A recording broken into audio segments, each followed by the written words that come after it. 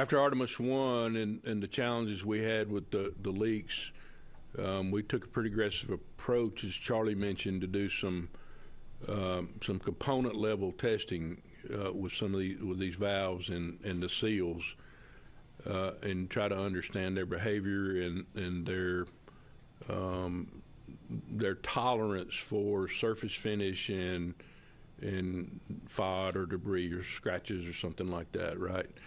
And so we got a good handle on that relative to how we install the flight side and the ground side interface there. But on the ground, we're pretty limited as to how much realism we can put into the test.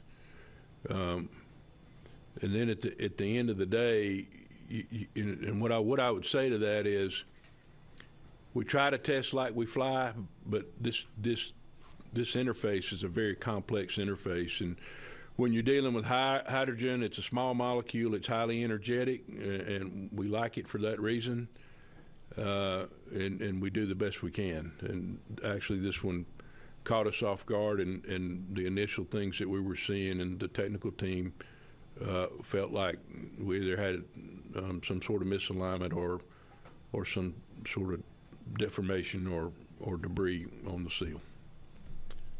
I would just add that to Marsh's point, we did make some changes, while not to the cavity itself that John was explaining, but we did make some changes to several of the hydrogen components. I talked about the replenish valve. We had a leak there. We did a design mod. It worked great. We also made some changes. If you remember from Artemis I, we also had changes in what I would call the back of the plate, in the purge can and in the debris plate. We changed the flex hose design that comes into the back of that plate.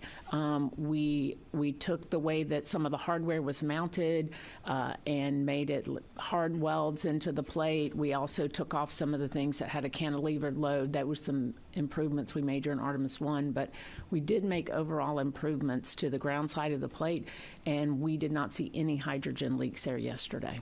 So those two areas were things that were lessons learned from Artemis I that were incorporated, and they tested out really well yesterday. And it was the first chance we got to do that test in this environment.